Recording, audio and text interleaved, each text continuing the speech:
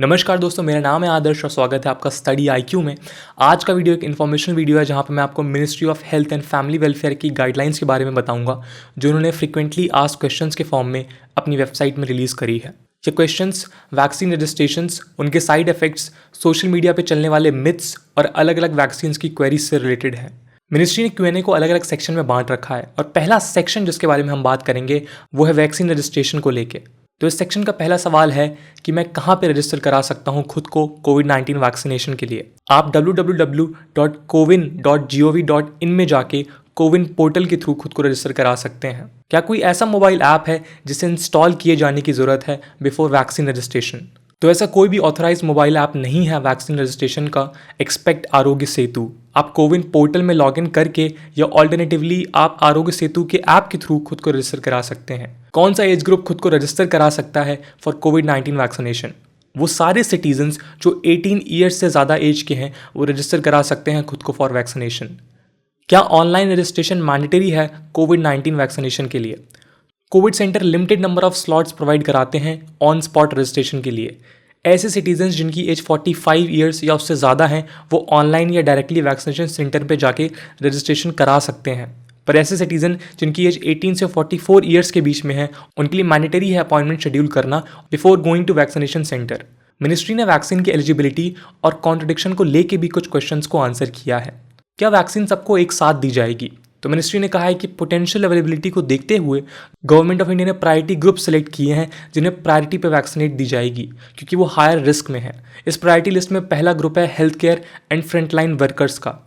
Second group है ऐसे लोगों का जिनकी एज 60 ईयर्स से ज़्यादा है और 45 से 49 ईयर्स के ऐसे लोग जिनकी कोमॉर्बिड कंडीशन है। थर्ड ग्रुप है ऐसे सभी लोगों का जिनकी एज 45 ईयर्स से ज़्यादा है। और फोर्थ ग्रुप जिसे रिसेंटली परमिशन मिली है वैक्सीनेट होने की वो ऐसे सिटीजन हैं जिनकी एज 18 से 44 ईयर्स के बीच में है।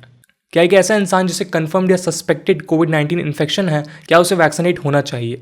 मिनिस्ट्री का कहना है अगर कोई ऐसा है जिसे कन्फर्म्ड या सस्पेक्टेड कोविड-19 इन्फेक्शन है वो वैक्सीनेशन साइट पे इन्फेक्शन का रिस्क बढ़ा सकता है और इसी रीज़न से इन्फेक्टेड इंडिविजुअल को सिम्टम्स के ठीक हो जाने के 14 डेज़ के बाद ही खुद को वैक्सीनेट कराना चाहिए।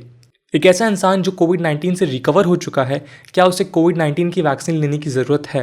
और अगर मुझे कोविड-19 इन्फेक्शन था जिसका ट्रीटमेंट किया गया था तो मुझे वैक्सीन क्यों लेनी चाहिए? मिनिस्ट्री का कहना है कि हाँ, ये एडवाइजेबल है कि बावजूद इसके कि आपकी कोविड हिस्ट्री क्या है आपको कोविड-19 का कंप्लीट शेड्यूल लेना चाहिए। ये आपको एक स्ट्रॉन्ग इम्यून रिस्पॉन्स डेवलप करने में हेल्प करेगा। कोविड-19 से इन्फेक्टेड होने के बाद डेवलपमेंट ऑफ इम्यूनिटी या उसकी ड्यूरेशन को स्टैब्लिश नहीं किया गया है, इसलिए वैक्सीन लेना रिकमेंडेड है इवन आफ्टर आप कोविड-19 से इन्फेक्टेड रह चुके हों। कोविड के सिम्टम से रिकवरी के बाद 4 से 8 हफ्ते तक वेट करें वैक्सीन लेने से पहले। इस वैक्सीन को लेने के लिए कॉन्ट्रडिक्शंस क्या हैं? ऐसे कौन से लोग हैं जिन्हें वैक्सीन नहीं लेनी चाहिए?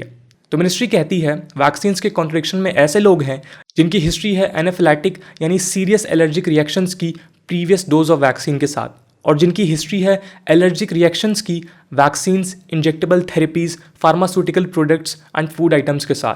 प्रेग्नेंट एंड लैक्टेटिंग विमेन यानी जो महिलाएं बच्चों को दूध पिलाती हैं वो भी इस कॉन्ट्रडिक्शन का एक हिस्सा है। मिनिस्ट्री का कहना है कि प्रेग्नेंट और लैक्टेटिंग विमेन कोविड-19 के क्लिनिकल ट्रायल का अभी तक हिस्सा नहीं रही हैं, इसलिए ऐसी विमेन जो प्रेग्नेंट हैं या श्योर नहीं है अपनी प्रेगनेंसी को लेके और लैक्टेटिंग विमेन को कोविड-19 की वैक्सीन इस वक्त नहीं लेनी चाहिए।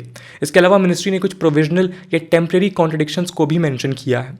इन कंडीशंस में कोविड-19 वैक्सीन रिकवरी के 4 to 8 वीक्स के बाद दी जानी चाहिए। इस कैटेगरी में ऐसे लोग हैं जिन्हें SARS-CoV-2 के एक्टिव सिम्टम्स हैं।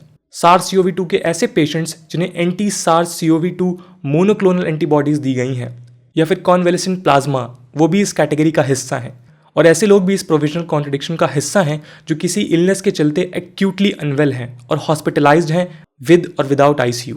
हेल्थ मिनिस्ट्री ने एडवाइस किया है कि ऐसे लोगों को कॉशन लेना चाहिए वैक्सीन लेने से पहले जिनकी हिस्ट्री है ब्लीडिंग या कोगुलेशन डिसऑर्डर की। तो एक इंसान को कैसे पता चलेगा कि उसे कोगुलेशन डिसऑर्डर है या उसके लिए कौन कौन से टेस्ट किए जा सकते हैं? मिनिस्ट्री ने कहा है कुछ ब्लीडिंग डिसऑर्डर्स हैं जैसे हीमोफीलिया। ऐसे लोगों को वैक्सीन अपने ट्रीटिंग फिजिशियन के सुपरविजन में लेनी चाहिए। ऐसे पेशेंट जो हॉस्पिटल या ICU में एडमिटेड हैं और उन्हें ब्लीडिंग प्रॉब्लम्स हैं ऐसे लोगों को वैक्सीनेशन डिले करना चाहिए जब तक वो डिस्चार्ज नहीं हो जाते। हालांकि कई ऐसे लोग हैं जिन्हें हार्ट या ब्रेन डिसऑर्डर है और ब्लड थिनर्स ले रहे हैं जैसे एस्पिरिन और एंटीप्लेटलेट ड्रग्स। ऐसे लोग कंटिन्यू कर सकते हैं अपनी मेडिसिन के साथ और वैक्सीन्स ले सकते हैं। Vaccines are absolutely safe for such people. Health ministry का ये भी कहना है कि ऐसे लोग जिन्हें इम्यूनिटी इशू है उन्हें भी कॉशियस रहना चाहिए वैक्सीन लेते वक्त। तो इम्यूनिटी इशू के कौन से मार्कर्स हैं? मिनिस्ट्री का कहना है कि इम्यूनिटी इश्यूज 2 टाइप के होते हैं।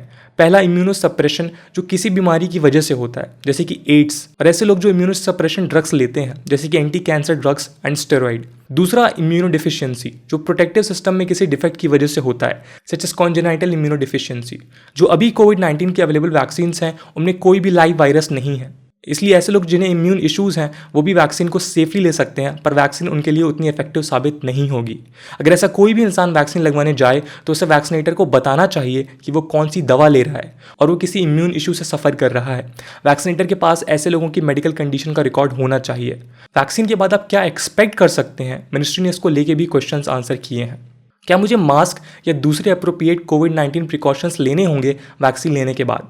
मिनिस्ट्री का कहना है कि हाँ, बिल्कुल ज़रूरी है कि हर एक इंसान जिसने कोविड-19 की वैक्सीन ली है वो कंटिन्यू करे कोविड-19 अप्रोप्रिएट बिहेवियर को फॉलो करना। फॉर एग्जांपल मास्क, 2 गज की दूरी, हैंड सैनिटाइजेशन, ताकि वो खुद को और बाकी लोगों को इन्फेक्शन से बचा सके। वैक्सीनेट होने के बाद मैं कितने वक्त तक प्रोटेक्ट रहूँगा? मिनिस्ट्री का कहना है कि वैक्सीनेटेड इंडिविजुअल्स की इम्यून रिस्पॉन्स की लॉन्गेविटी को अभी तक डिटरमाइन नहीं किया गया है, इसलिए मास्क का प्रयोग, हैंड वॉशिंग, फिजिकल डिस्टेंसिंग और अन्य कोविड-19 बिहेवियर को स्ट्रांगली फॉलो करने की सलाह दी है। क्या वैक्सीनेशन मुझे वायरस के नए स्ट्रेन्स या म्यूटेटेड वायरस ऑफ SARS-CoV-2 से प्रोटेक्ट कर सकता है? क्या वैक्सीनेशन मुझे वायरस के नए स्ट्रेन्स या म्यूटेटेड वायरस ऑफ SARS-CoV-2 से प्रोटेक्ट कर सकती है? मिनिस्ट्री ने कहा है कि बॉडी वैक्सीनेशन के बाद एक से ज़्यादा टाइप की एंटीबॉडी बनाती है वायरस पार्ट्स जैसे स्पाइक प्रोटीन के लिए, इसलिए सभी वैक्सीन से एक्सपेक्टेड है कि वो reasonable amount of protection provide करेंगी म्यूटेटेड वायरस के अगेंस्ट भी। जो डेटा अभी अवेलेबल है उसके अकॉर्डिंग म्यूटेशंस का वैक्सीन को इनफेक्टिव बनाने की पॉसिबिलिटी कम है। वैक्सीनेशन कितने दिनों के बाद पर्याप्त इम्यून रिस्पॉन्स या प्रोटेक्शन बना सकता है?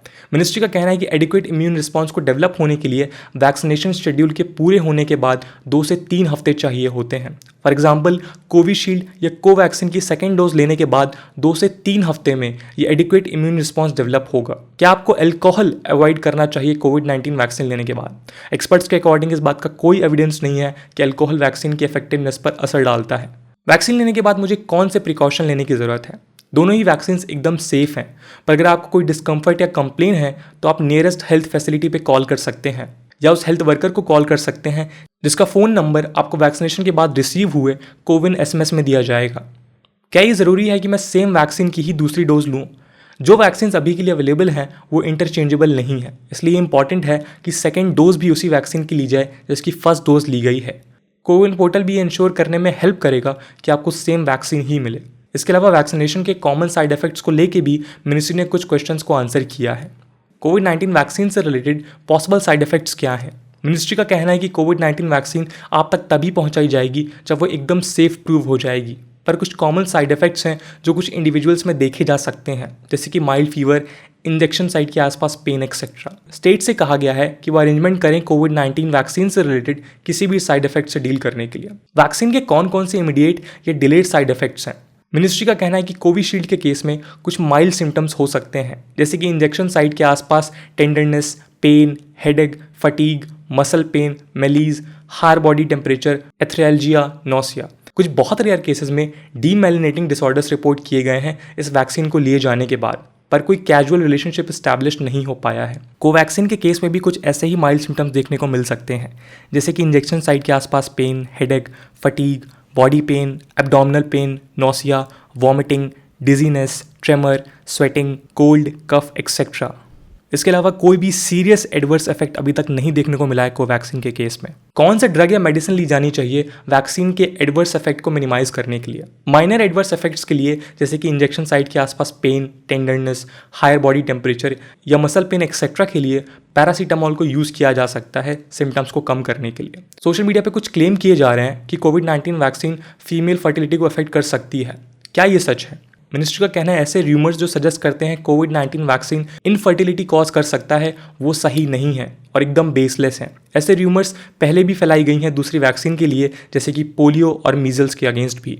कोई भी अवेलेबल वैक्सीन फर्टिलिटी को अफेक्ट नहीं करती है। वैक्सीन और उसके सारे कॉन्स्टिट्यूएंट्स पहले एनिमल और फिर ह्यूमन्स के ऊपर टेस्ट करे जाते हैं, ये पता करने के लिए कि क्या उनमें ऐसा कोई साइड इफेक्ट है। वैक्सीन सेफ्टी और एफिकेसी को इंश्योर करने के बाद ही ऑथराइज करी जाती है। दोस्तों आज की वीडियो के लिए इतना ही। आई होप आपको वीडियो पसंद आई होगी एंड प्लीज़ इस वीडियो को आप अपने दोस्त, रिश्तेदार और जानने वालों के साथ ज़रूर शेयर करें ताकि हम अवेयर हो पाएँ वैक्सीन से रिलेटेड जानकारी के बारे में और सोशल मीडिया पे चलने वाली किसी भी अफवाह से बच सकें। जल्द से जल्द जैसे ही आपके एरिया में वैक्सीन की अवेलेबिलिटी होती है तो वैक्सीन लगवाने ज़रूर जाएं। मिलते हैं नेक्स्ट वीडियो में, तब तक के लिए जय हिंद, जय भारत।